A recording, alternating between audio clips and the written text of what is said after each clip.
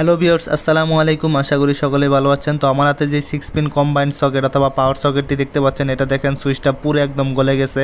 কারণ হলো এটা যতটুকু এম্পিয়ার লোড নিতে পারবে তার থেকে বেশি লোড দেওয়া হয়েছে, এই কারণে সুইচটা পুড়ে গেছে। তো আজকে একটি নতুন পাওয়ার সকেট লাগাবো, তো কিভাবে লাগাবো আপনাদেরকে দেখানোর চেষ্টা করব। তো এই নতুন পাওয়ার সকেটটি মোটামুটি ভালো মানের, আশা করি ভালো হবে। আর এটার এম্পিয়ার হচ্ছে 16 এম্পিয়ার দেখতে পাচ্ছেন। তো প্রথমেই যে আমার হাতে লাল তারটি দেখতে পাচ্ছেন, এটা মূলত লাইন তার। এটা এল চিহ্নিত করা প্রান্তে লাগিয়ে দিবেন, সুন্দরভাবে শক্তভাবে টাইট করে দিবেন।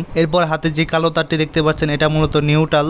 তো এটা হচ্ছে এন চিহ্নিত করা প্রান্তে সুন্দরভাবে লাগিয়ে নিব, টাইট করে দিব একদম। আর অবশ্যই এই ধরনের কাজ করার ক্ষেত্রে মেইন সুইচ বা সার্কিট ব্রেকার অফ করে নেবেন। তো বন্ধুরা দেখতে পাচ্ছেন পাওয়ার সকেটে সুন্দরভাবে কানেকশন দেওয়া শেষ। তো এখানে আর্থিং তার না থাকায় এটা কানেকশন দেওয়া হয় নাই। তো বাকি যে এখন নাটগুলো এগুলো লাগিয়ে দিব। তো প্রত্যেকটা মালিকেরই উচিত পাওয়ার সকেটের ক্ষেত্রে আর্থিং ব্যবস্থা করা বা আর্থিং তার দেওয়া, যার ফলে যে কোনো ধাতব পাত্রে লিকেজ কারেন্টের হাত থেকে রক্ষা পাওয়া যাবে। তো অবশেষে পাওয়ার কম্বাইন সকেটটি লাগানো শেষ। তো দেখতেই পাচ্ছেন সুইচ দেওয়ার সঙ্গে সঙ্গে লাইন চলে আসছে। তো ভিডিওটা ভালো লাগলে লাইক দিয়ে সবার মাঝে শেয়ার করে দিবেন। ধন্যবাদ।